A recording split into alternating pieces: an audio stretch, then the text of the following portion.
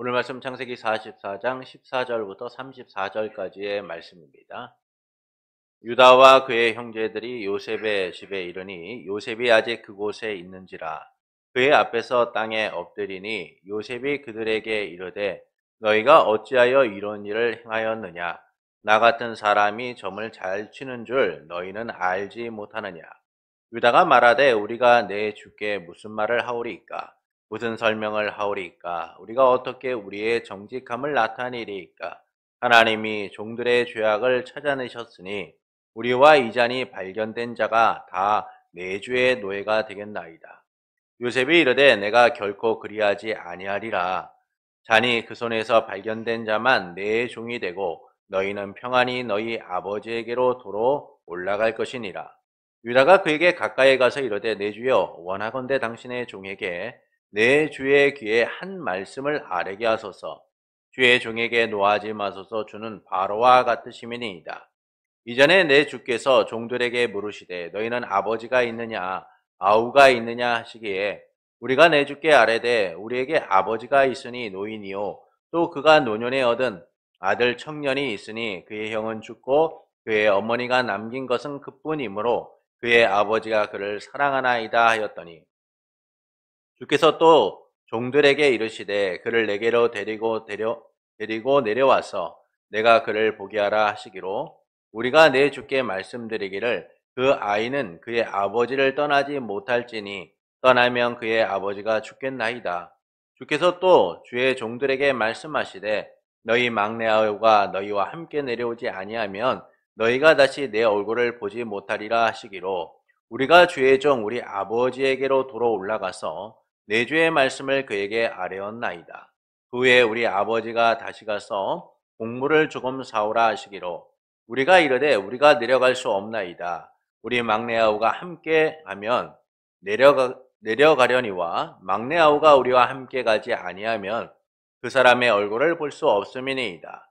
주의 종 우리 아버지가 우리에게 이르되 너희도 알거니와 내 아내가 내게 두 아들을 낳았으나 하나는 내게서 나갔으므로 내가 말하기를 틀림없이 찢겨 죽었다 하고 내가 지금까지 그를 보지 못하거늘 너희가 이 아이도 내게서 데려가려 하니 만일 재해가 그 몸에 미치면 나의 흰머리를 슬퍼하며 서울로 내려가게 하리라 하니 아버지의 생명과 아이의 생명이 서로 하나로 묶여 있거늘 이제 내가 주의 종 우리 아버지에게 돌아갈 때에 아이가 우리와 함께 가지 아니하면 아버지가 아이의 없음을 보고 죽으리니 이같이 되면 종들이 주의 종 우리 아버지가 흰머리로 슬퍼하며 수월로 내려가게 하려 함이니이다.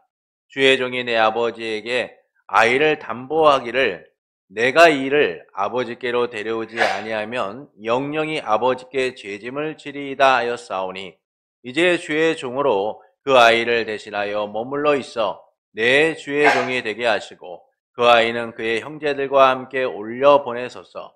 그 아이가 나와 함께 가지 아니하면 내가 어찌 내 아버지에게로 올라갈 수 있으리이까. 두렵건대 죄가 내 아버지에게 미침을 보리이다. 아멘.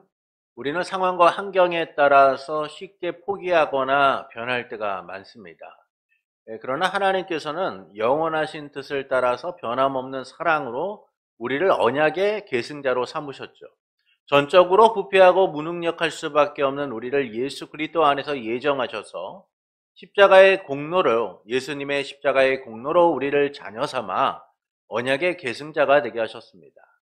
이처럼 하나님께서는 우리를 세우시는 분인 거예요. 자격 없고 무능력한 우리에게 자격을 부여하여 자격 있는 삶을 살아가도록 만드시는 거죠. 그분이 지금도 언약의 계승자로 살아가는 우리의 삶 가운데 함께 하시며 우리를 세워 가십니다. 때론 넘어지고 때론 인생의 실패를 맛보고 때론 삶의 어려움으로 인하여 고난 가운데 있는 우리를 하나님은 함께 하시며 신실하게 세워 가시죠. 하나님의 뜻이 일평생 우리의 삶에 이루어지도록 우리 가운데 역사하고 계신 거예요. 이 믿음으로 언제나 주님만을 의지하며 예배자로 함께하는 성도 여러분을 예수님의 이름으로 축복합니다. 요셉의 집을 떠나 아침 일찍 가나안으로 향하던 이제 요셉의 형들은 베냐민의 자루에서 발견된 은잔을 보고 옷을 찢으며 슬퍼하며 낙심하게 됩니다. 그리고 그들은 다시 요셉의 집으로 향하게 되죠. 이는 하나님 백성의 성장을 위한 마지막 과정이다라는 사실을 알려주고 있는 거예요. 요셉의 집을 떠나 가나안으로 향하던 요셉의 형들은 갑자기 그들의 길을 막고 선을 악으로 갚느냐라고 하면서 이 주인의 은잔을 훔쳤다라고 하는 이 청지기의 말에 당황하게 됩니다. 그래서 그들은 무죄를 주장하면서 은잔이 발견되면 그 발견되는 자는 죽을 것이고 우리 모두는 노예가 될 것입니다 라고 하죠. 그러나 청지기는 은잔이 발견된 자만 종이 되고 나머지는 책임을 면할 것이다 라고 합니다. 이는 말씀의 의도를 잘 드러내는 말로써 하나님께서 그들을 성장시켜서 형제 간의 우애를 회복시킬 뿐만 아니라 언약의 계승자로 삼으신 유다를 인정하시기 위한 기회를 제공하고 있다라는 사실을 보여주고 있는 것이죠. 그리고 본문은 이제 베냐민으로 인하여 스스로 종이 될 것을 구하는 이 유다에 관한 내용을 담고 있습니다. 은잔이 베냐민에게 발견된 일로 인해서 요셉의 형제들은 이 요셉의 집에 끌려와서 추궁받게 됩니다. 어찌하여 이런 일을 했느냐? 라고 요셉은 그들을 추궁하기 시작하죠. 이에 유다는 무슨 말로 설명할 수가 있겠습니까? 모두 형제가 노예가 될 것입니다 라고 얘기해요. 그러나 요셉은 절대 그러지 않을 것이라고 하면서 은잔이 발견된 자만 노예가 되고 나머지는 평안히 아버지의 집으로 돌아가게 될 것이다 라고 합니다.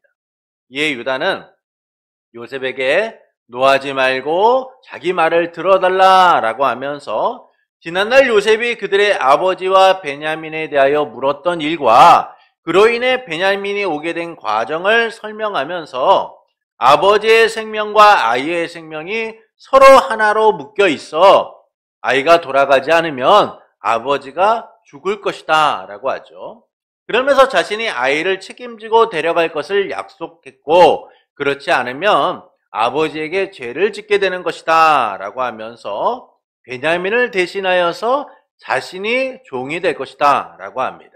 그러면서 베냐민과 형제들을 함께 돌려보내달라라고 요청을 하죠. 이를 통하여 말씀하시는 바는 무엇일까요? 사람은 고쳐 쓰는 것이 아니다라는 말이 있어요. 사람은 고쳐 쓰는 것이 아니다라는 말이 있습니다. 그만큼 변하지 않는다는 거예요. 살아온 삶의 양식을 쉽게 버리지 못하고 살기 때문에 고쳐 쓸 수가 없다는 거예요.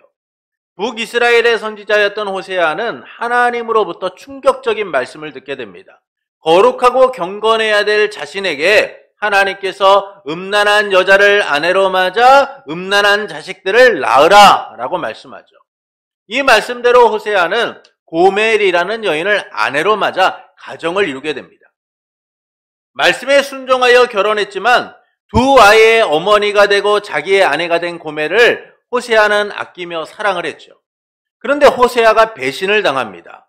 자기를 만나 변했다고 믿었던 그 아내가 남편과 아이들과 가정을 버리고 바람나 집을 나간 거예요. 그녀는 호세아를 통해 이룬 가정을 지키기보다 자기의 습관과 오염된 방식을 따라서 바람나 집을 나간 겁니다. 이런 그녀를 보며 호세아는 큰 배신감과 말할 수 없는 분노가 가득했을 거예요. 그런데 하나님께서 다시 호세아에게 그녀를 찾아가 사랑하라 라고 말씀하시는 거예요. 바람난 여인을 찾아 다시 아내로 맞아 함께하라 라고 말씀한 거죠. 이는 하나님께서 변하지 않고 패역한 이스라엘을 사랑하고 계시다라는 사실을 보여주고 있는 내용이에요. 그러니까 이처럼 사람들은 쉽게 변하지가 않습니다. 자기의 습성을 따라서 죄와 오염된 길을 아무렇지도 않게 가죠. 변하면 좀 나을 것 같은데, 변하면 좀 괜찮을 것 같은데 그 고집과 생각을 버리지 못하고 자기의 방식과 삶을 따라 살아가는 모습들을 보게 돼요. 그런데 본문에 등장하는 유다는 이전과 다른 모습을 보이고 있습니다. 쉽게 변하지 않는 것이 사람인데 이 유다의 모습은 이전의 모습에서는 찾아볼 수 없는 모습을 보이고 있다라는 것이죠. 너무나 달라졌다라는 거예요. 그는 누구보다 계산적인 사람입니다. 형제들이 요셉에 대한 분노로 그를 죽이고자 할 때 죽여서 무엇해? 우리가 무슨 소용이 있겠느냐? 차라리 팔아서 이득을 남기는 게 더 낫지 않겠느냐라고 하면서 형제를 설득했던입니다. 또한 그는 형제들을 떠나 가나안 사람 수아의 딸과 결혼하며 하나님을 떠난 삶을 살았던 이였죠. 언제나 유다에게 있어서는 자기의 유익과 자기의 이익을 위한 삶이 우선되었던 사람이에요. 손해보기보다는 이익을 남기는 것을 우선했던 사람이 유다라는 사람입니다. 근데 유다가 요셉의 집에 끌려가 베냐민 대신 종이 되겠다라고 말하는 거죠. 아버지와 베냐민의 생명이 하나로 연결되어 있기에 그를 데려가지 않으면 아버지가 죽을 것이다 라고 하면서 자신이 종이 되겠다라고 합니다. 아버지에게 베냐민을 데려오지 않으면 데려오겠다라고 약속을 했고, 그렇지 않으면 아버지에게 죄를 짓는 것이다 라고 하면서 자기가 종이 되겠다라고 하죠. 여기에 아무런 유익이 없는 거예요. 언제나 자기를 위해 살았던 이 유다의 처지에서 그가 할 수 있는 선택은 너무나 간단합니다. 지금까지 살아왔던 대로 그는 상황을 받아들이고 인정하면 되는 거예요. 어쩔 수 없다라고 쉽게 포기하고 받아들이면 됩니다. 아무리 계산해도 이 상황을 바꿀 만한 능력이 그에게는 없으니까요. 그래서 자기가 이익이 되는 대로, 형제들에게 유익이 되는 대로 한 사람을 포기함으로 모두가 사는 길을 선택하면 되는 거예요. 여기에 대하여 문제를 제기할 사람은 아무도 없을 겁니다. 유다를 향해서 어째서 왜 베냐민을 남겨두고 우리가 돌아가야 하느냐라고 분노하는 형제들은 없을 거예요. 베냐민을 포기하면 모두가 살 수 있는 길이 열리니까요. 한 사람이 종이 됨으로 모두가 살 수 있다면 그거보다 더 현명한 길이 어디 있겠습니까? 모두가 종이 되는 것보다는 차라리 한 사람이 종이 되는 게 낫잖아요. 이제 그 사람은 정해졌고 그들은 상황을 조용히 받아들이면 되는 거예요. 어쩔 수 없는 선택이었다고 스스로 인정하면 되는 겁니다. 그런데 유다는 이 베냐민을 포기하지 않고 있는 거죠. 아버지의 생명과 베냐민의 생명이 하나로 묶여 있다라고 하면서 자신을 종으로 삼으라고 말하고 있는 거예요. 사람은 쉽게 변하지 않는데 이 유다는 삶 전체가 바뀐 사람처럼 자기를 희생하고자 하고 있다라는 것이죠. 이를 통하여 말씀하시는 바는 무엇일까요? 언약의 계승자로 세워지는 유다를 보여주고 있는 겁니다. 언약의 계승자로 세워지는 유다를 보여주고 있는 것이죠. 유다가 아버지 야곱과의 약속을 지키기 위해 노력하는 모습을 통해서 그가 하나님에 의해 얼마나 놀랍게 성장하였는가를 보여주고 있는 거예요. 그리고 이 사건은 이후에 이 유다가 언약의 계승자로 인정받게 됨을 알려주고 있는 겁니다. 앞서 베냐민의 은잔이 발견되는 과정을 통해서 우리는 두 가지의 의미가 있다라는 사실을 함께 나누었습니다. 지난주에도 나누고 우리도 잠깐은 앞에서도 나누었지만 첫 번째는 형제의 우애를 회복할 기회를 제공하고 있다라는 것이죠. 형제의 우애를 회복할 기회를 제공하고 있다는 거예요. 두 번째는 유다를 언약의 계승자로 세우기 위한 과정이다라는 사실을 알려주고 있다라고 했습니다. 이 의도가 진실인가를 우리는 이 본문을 통하여서 확인해 볼 필요가 있는 거예요. 유다가 언약의 계승자로 세워짐을 보여주며 이 과정에서 요셉과 형제들 간의 우애가 화해가 일어나고 있는가를 확인해야 되는 겁니다. 그래서 본문은 우리에게 이 유다가 언약의 계승자로 세워지고 있다는 사실을 세 부분에서 설명해 주고 있어요. 첫째는 형제들을 대표하고 있다라는 겁니다. 본문 14절부터 16절을 보시겠습니다.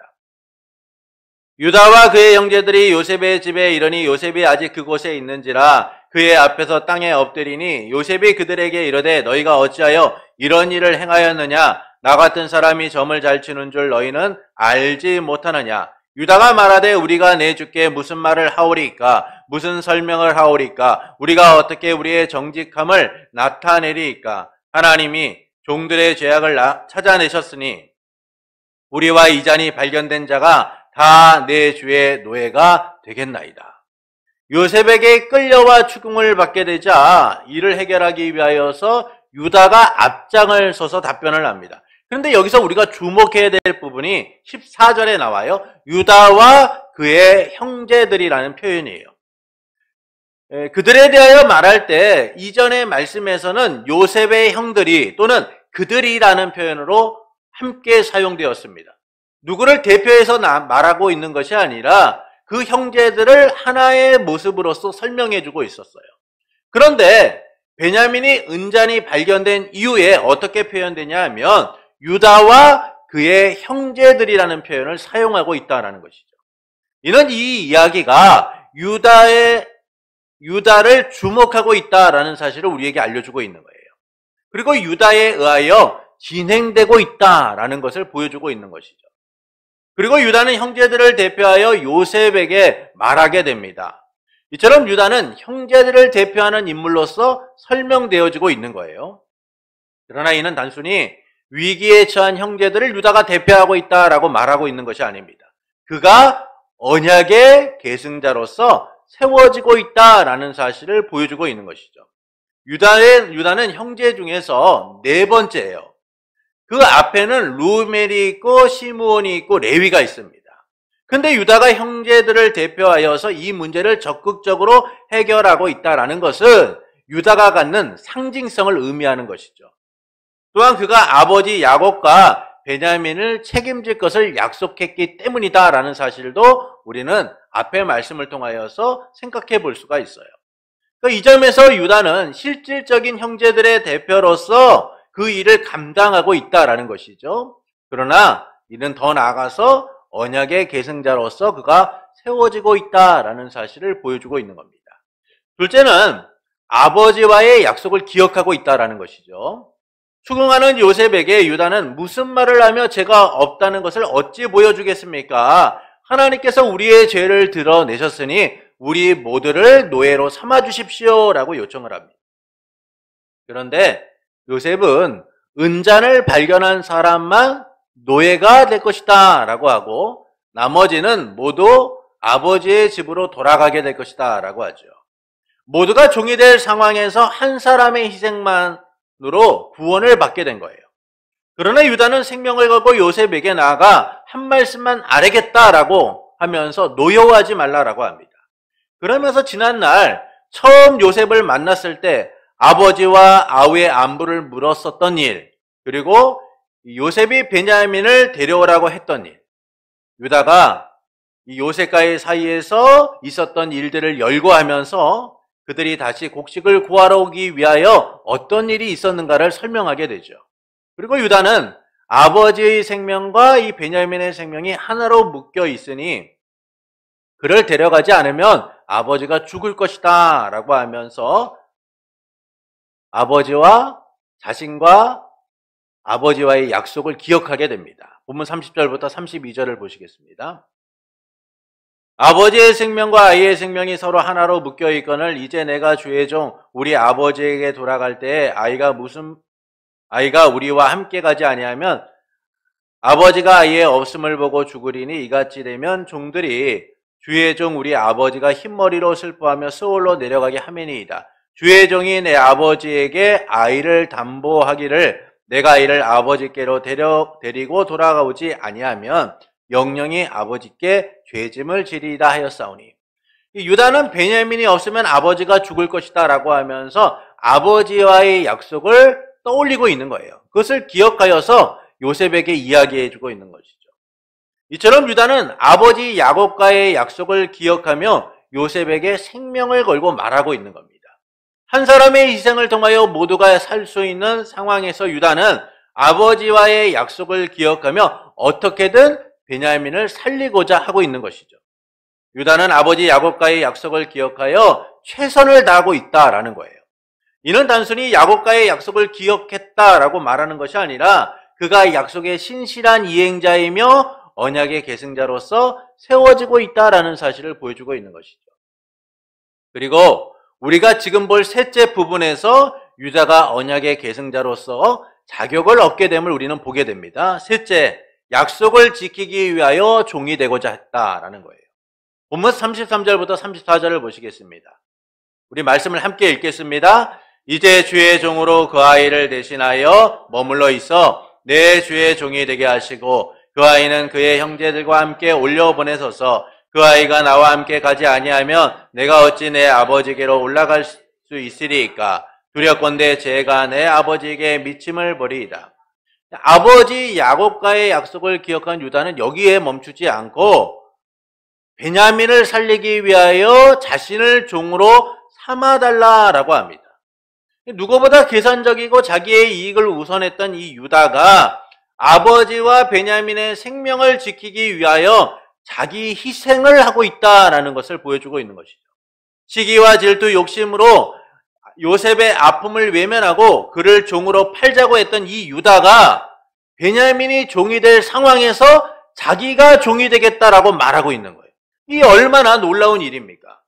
요셉을 종으로 파는데 기여했던 그가 이제는 베냐민을 종으로 삼을 수밖에 없는 상황에서 자기가 종이 되어 그를 구하고자 하고 있다는 거예요. 아버지와의 약속을 기억할 뿐 아니라 그 약속을 지키기 위하여 자기 희생의 삶을 선택하고 있다는 것이죠. 이처럼 유다의 희생은 그가 언약의 계승자로 세워지는 마지막 과정이었고 하나님께서 유다가 자기 희생을 할 수 있는 자가 되도록 성장시키셨다라는 사실을 보여주고 있는 거예요. 여러분, 유다라는 사람이 그런 일을 행할 만한 사람입니까? 그렇지 않아요. 앞서 사람은 쉽게 고쳐 쓰지 않는다라는 말을 제가 드렸습니다. 여러분, 사람 변하나요? 잘 변하지 않습니다.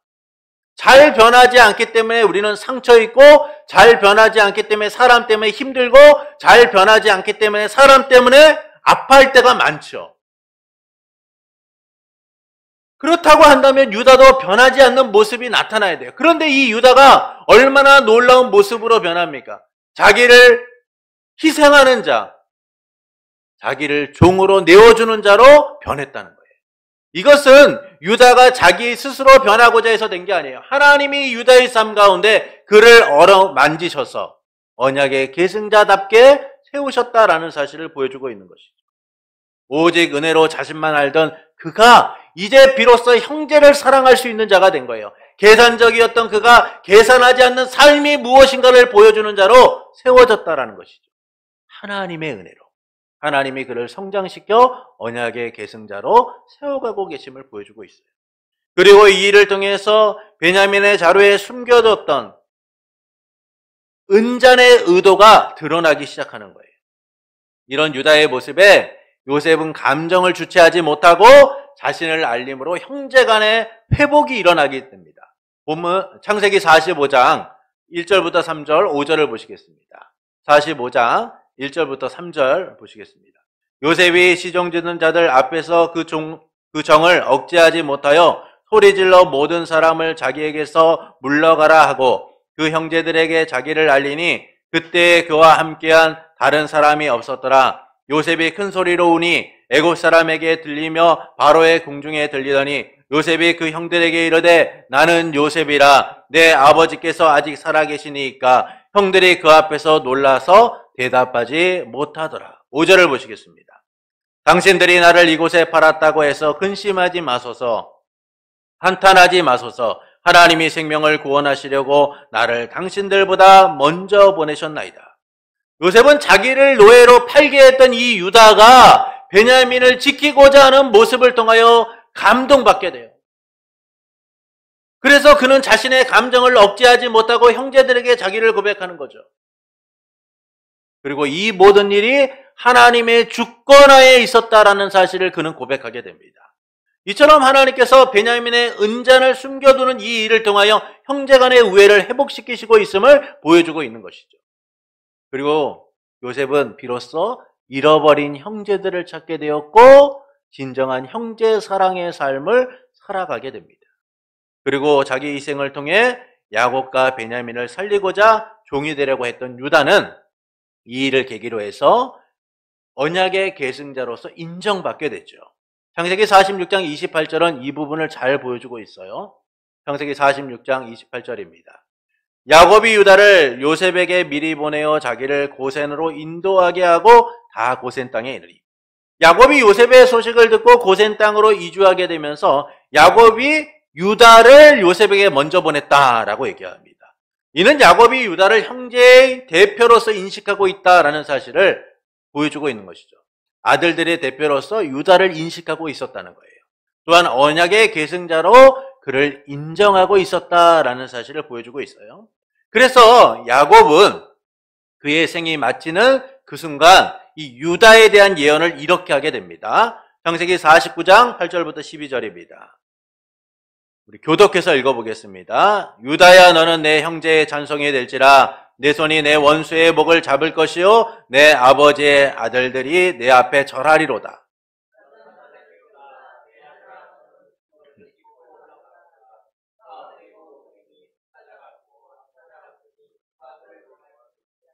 규가 유다를 떠나지 아니하며 통치자의 지팡이가 그 발 사이에서 떠나지 아니하기를 실로가 오치기까지 이르르니 그에게 모든 백성이 복종하리로다.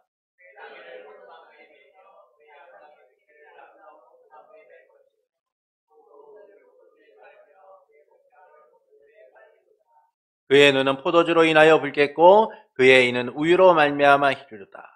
야곱은 유다가 실질적인 언약의 계승자가 되었다는 사실을 선언하고 있죠. 이 선언은 이 유다에게서 혈통적인 통치권이 주어지게 되었다. 그가 왕의 가문을 이루게 될 것이다 라는 사실을 선언하고 있는 거예요. 그리고 실로 예수 그리스도가 오시기까지 그들은 그 왕의 통치권을 가지고 그 일을 행하는 가문이 될 거라는 겁니다. 그리고 예수 그리스도께서 오시는 순간 그 통치가 예수님을 통하여 영적 통치로서 시작되게 될 것이다 라는 사실을 알려주고 있는 것이죠. 이는 메시아 언약, 예수 그리스도에 대한 약속이 유다에게 계승되었다라는 사실을 알려주고 있는 거예요. 여러분, 하나님께서 아브라함에게 너의 자손을 통하여 하나님의 나라를 이루게 될 것이다 라는 사실을 약속하셨습니다. 그 약속이 바로 유다에게 계승되고 있다라는 사실을 보여주는 내용이 이 야곱의 유언을 통하여 나타나고 있는 것이죠. 이처럼 본문은 은잔을 숨기려고 했던 두 가지 의도가 분명하게 드러나고 있다라는 사실을 보여주는 말씀인 거예요. 형제간의 우애를 회복하고 유다를 언약의 계승자로 세우기 위한 과정이다라는 사실을 잘 보여주고 있는 것이죠. 그리고 유다는 그 과정을 하나님의 은혜로 감당하게 되었고 하나님은 그를 비로소 약속의 계승자로 세워가고 계시다라는 겁니다. 이 모든 것이 하나님의 영원하신 뜻 안에서 이루어진 일이라는 것이죠.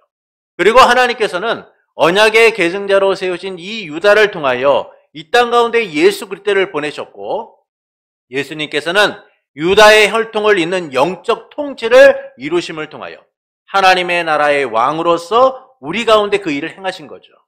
고난과 십자가의 죽으심, 부활과 승천 등 이 낮아지심과 높아지심을 통해서 우리를 하나님의 나라 백성으로 삼으신 거예요.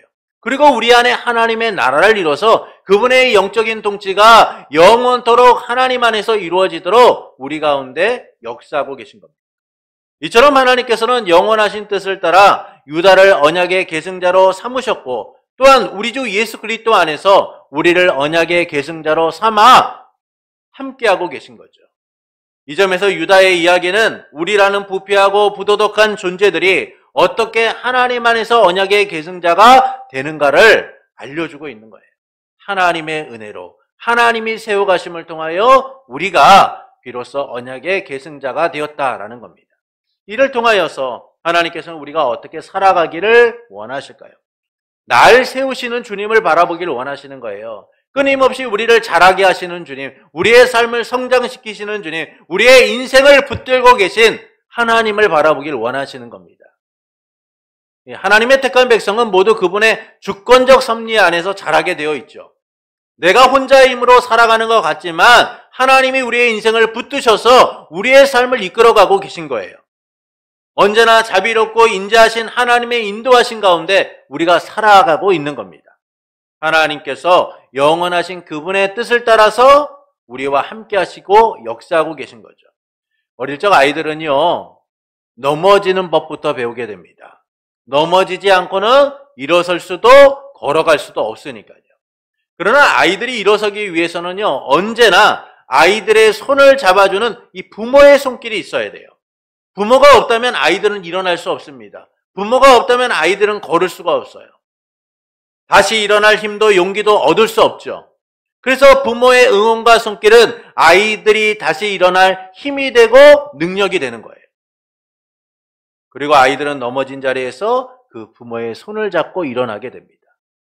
이 모든 인생의 시작은 언제나 아이들을 일으켜 세우는 그 부모를 통하여 시작되는 거예요.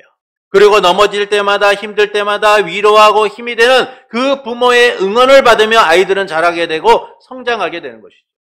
이처럼 부모는 사랑하는 자녀가 일어날 수 있도록 세우는 존재인 거예요. 하물며 우리의 아빠, 아버지가 되신 하나님께서는 어떠실까요? 그분은 언제나 우리가 자라도록 성장하도록 뜻하신 바를 따라서 우리와 함께하고 계신 거예요. 모든 상황 속에서 함께하시며 역사하고 계신 겁니다. 다시 일어나 하나님 백성답게 살아갈 수 있도록 하나님의 자녀로서 살아갈 수 있도록 우리의 삶을 붙드시고 설득하시고 응원하시고 격려하시고 위로하시고 함께하시며 다시 설 수 있도록 세워가시죠. 이를 성경은 우리에게 분명하게 증언하고 있어요. 그런데 우리는요, 날 세우시는 주님을 바라보지 못할 때가 많습니다. 그것은 하나님을 의지하기보다 내 힘대로 살아가려고 하기 때문이에요. 내 방식, 내 힘으로 살아가려고 하기 때문인 겁니다. 삶의 문제를 해결하고 풀어가는 방식에 내가 중심이 되어 있기 때문인 거죠. 그래서 내 생각과 방식을 앞세우며 살아갈 때가 참 많아요. 그러나 그것이 세상과 무슨 차이가 있는지를 여러분 생각해 보십시오. 여러분이 그렇게 살아가는 방식은요, 세상과 다를 바가 없는 방식인 거예요. 그들도 우리가 살아가는 방식처럼 내 중심인 된, 내가 원하는, 내가 뜻하는 대로 살아가고자 얼마나 몸부림치며 살아갑니까? 그들과 우리의 다른 점은 신앙이라는 이 차이 때문인 거죠. 그런데 그 신앙은 괜찮을까요? 그렇지 않아요. 이미 우리가 내 힘으로 살려고 하는 순간 우리의 신앙이라는 것은요, 사실 의미가 없을 때가 참 많아요. 내가 중심이 된 내 방식의 삶을 살아가고자 할 때부터 그 신앙이라는 것은 장식품과 다를 바 없는 모습을 가져요. 아무런 능력도 없어요. 그로 인하여 신앙의 위기가 찾아오게 되고 삶의 문제가 생기기 시작하는 거예요. 이스라엘 백성은 구원하신 하나님을 기억하기보다 언제나 자기의 힘으로 살려고 했던 이들이었어요. 그럴 때마다 그들은 항상 위기를 맞이하였고 그들을 세우시는 삶이 얼마나 무의미한가를 알게 되었어요. 그들이 세워가는 삶이 얼마나 무의미한가를 알게 되었죠. 이런 이스라엘을 하나님은 다시 구하시고 그 위기에서 벗어나게 하셔서 하나님의 은혜를 바라보도록 만드세요. 근데 그들이 어떻습니까? 또 자기 힘으로 살아가려고 하는 것이죠. 이는 이스라엘만의 문제만이 아니에요. 우리가 잘 아는 믿음의 선배들도요, 사실 삶의 문제 앞에서 자기의 힘으로 살려고 했다 넘어졌던 적들이 얼마나 많습니까? 실패하고 낙심하여서 상처 입었을 때도 참 많았죠. 그럼에도 불구하고 하나님은 그들을 찾아와 다시 세워가세요. 여러분, 이것이 바로 하나님이 우리의 삶 가운데 역사하시는 그분의 방식이신 거예요. 하나님은 우리를 포기하지 않으십니다. 하나님은 우리와 함께 하십니다. 하나님은 우리의 삶을 세워가시기를 원하십니다. 왜냐하면 하나님이 우리의 아빠, 아버지시니까요. 우리의 왕이시니까요. 그래서 우리는 세상의 이야기에 귀를 기울이고 세상의 문화와 방식을 따라가는 삶을 살아서는 안 돼요. 혼자 힘으로 살아가서는 안 되는 겁니다. 우리와 함께 하시는 하나님, 우리를 세우시는 하나님을 바라볼 수 있어야 돼요. 때론 넘어진 우리, 아파하는 우리, 실패의 고통 속에서 울부짖는 우리를 다시 세우신 그 하나님을 바라볼 수 있어야만 합니다. 그래서 우리는 날 세우시는 하나님을 바라봐야 하는 것이죠. 그분이 영원하신 약속을 따라 우리를 얼마나 견고하게 지키고 보호하시는가를 바라볼 수 있어야 돼요. 절대 넘어지지 않도록 우리의 인생의 벽이 되어 우리의 삶의 견고한 산성이 되셔서 우리를 지키고 보호하시는 거예요. 여러분, 아무리 작고 힘이 없는 사람이라도요, 뒤에 벽이 있다면, 벽을 기대고 있다면 많은 사람이 그를 밀어 넘어뜨리려고 해도요, 그는 넘어지지 않아요. 이처럼 하나님께서는 우리와 함께 하시며 우리의 인생에 거대한 벽이 되세요. 누구도 넘어뜨릴 수 없도록, 누구도 우리를 무너뜨리지 않도록 우리의 삶을 뒷받침해 주시며 우리의 삶의 기둥이 되시고 벽이 되셔서 지키고 보호하고 계세요. 독수리의 날개처럼 우리를 업어 떨어지지 않도록 지키고 보호하세요. 그분이 항상 우리와 함께 하시며 우리를 세우십니다. 우리의 인생의 삶을 그래서 우리의 힘으로 살아가서는 안 되는 거예요. 하나님이 우리를 어떻게 이끌어 가시는지, 우리를 어떻게 세워 가시는지, 우리의 삶을 어떻게 만들어 가시는지를 우리는 기대하고 살아갈 수 있어요. 여러분, 유다라는 사람을 하나님은 우리에게 말씀해 주고 있어요. 이 유다라는 사람은 철저히 우리와 같은 사람이에요. 자기의 힘으로 살려고 하고 자기의 이익을 따라 살려고 하고 자기가 원하는 대로 살려고 했던 사람이에요. 그런데 그 사람을 어떻게 하나님이 세워 가십니까? 하나님이 은혜로서 그를 성장시켜 가신 거예요.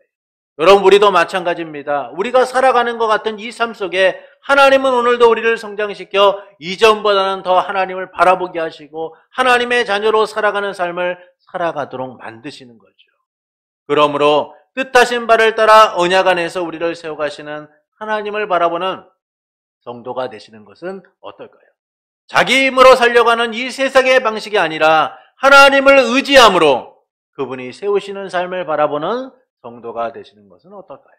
사랑하는 성도 여러분, 요셉의 집으로 끌려간 이 유다와 형제들은 요셉의 추궁을 받게 되죠.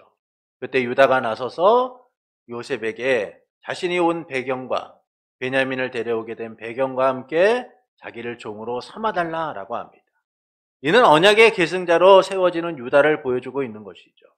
유다가 언약의 계승자로 세워짐을 통하여 이 요셉과 형제들 간의 화해도 함께 일어나고 있다는 사실을 우리에게 알려주고 있는 겁니다. 그래서 본문은 유다가 언약의 계승자로 세워지는 과정을 세 부분으로 알려주고 있죠. 첫째는 형제들을 대표하고 있다라는 거예요. 둘째는 아버지의 약속을 기억한다라는 겁니다. 셋째는 약속을 지키기 위하여 그가 종이 되고자 하고 있다라는 것이죠. 이처럼 유다는 자기의 유익을 구하던 삶에서 자기 희생의 삶을 보여주고 있는 거예요. 이는 그가 하나님의 언약의 계승자로서 어떻게 성장했는가를 보여주고 있는 겁니다.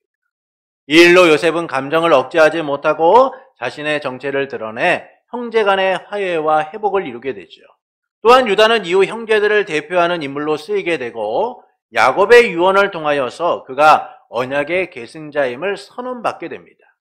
그리고 하나님께서는 언약의 계승자로 세우신 이 유다를 통해 이 땅 가운데 예수 그리스도를 보내셨으며 예수님의 십자가의 죽으심과 부활을 통하여 우리를 언약의 계승자로 삼아 우리와 함께 하시며 우리의 왕으로서 통치하고 계시죠. 이를 통해 하나님께서는 우리가 어떻게 살아가기를 원하실까요? 날 세우시는 주님을 바라보기를 원하시는 거예요. 그러나 우리는 날 세우시는 주님을 바라보기보다 내 힘으로 서려고 할 때가 참 많습니다. 그러나 성도는 하나님과 함께할 뿐 아니라 그분을 의지할 때만 비로소 삶이 세워지기 시작하는 거예요. 세상에서 성공하고 세워진 것처럼 느껴져도 그 삶은 모래성과 같을 뿐입니다. 언제 그 삶이 날아갈지 사라질지 모르는 것이 우리의 인생이죠. 그래서 우리는 우리의 인생을 세워가시는 하나님을 바라볼 수 있어야 돼요. 내 삶의 연약함을 바라볼 것이 아니라 이 연약함 속에서도 나를 성장시키실 하나님, 이 연약함 속에서도 나를 지키시는 하나님, 나와 함께 하시는 하나님을 바라볼 수 있어야만 합니다. 사람의 마음에는 많은 계획이 있어도 오직 여호와의 뜻만이 온전히 서리라 라고 말씀하셨어요. 여러분, 우리 인생의 뜻이 많지만 하나님의 뜻만이 서게 되어 있습니다. 그래서 우리는 날 세우시는 하나님을 바라볼 수 있어야 되는 거예요. 하나님이 내 인생을 어떻게 이루어 가실 것인가를 기대하는 삶이 되어야 합니다. 여러분, 그 기대가요, 우리 가운데 있지 않으면 우리는 여전히 내 힘으로 살아가려고 하게 되고 실패할 수밖에 없는 거예요. 그래서 하나님이 내 인생을 어떻게 세워가실 것인가를 바라봄을 통하여 우리의 인생을 인도하시는 그 하나님의 손길을 경험할 수 있어야 하는 겁니다. 이를 위해 뜻하신 바를 따라 언약 안에서 우리를 세우시는 하나님을 바라보는 성도가 되시는 것은 어떨까요? 자기 힘으로 살려고 하는 이 세상의 방식이 아니라 하나님을 의지함으로 그분이 세워가시는 삶을 누리기를 원하는 성도가 되시는 것은 어떨까요? 그때 우리는 다시 일어서게 될 거예요. 하나님의 강한 손길 안에서 보호받으며 세상을 이기는 삶을 살아가게 될 겁니다. 대장부와 같이 허리를 동이고 담대하게 서서 이 세상과 맞서 싸우는 위대한 하나님의 사람으로 살아가게 될 겁니다. 그러므로 언제나 우리와 함께 하시며 세워가시는 하나님만을 바라보기를 원하는 성도 여러분에게 뜻하신 바대로 이루시고 자라게 하시는 삼일째 하나님으로 인하여 넘어진 삶이 일어나고 무너진 삶이 회복되어지는 은혜로 충만하길 예수님의 이름으로 축원합니다.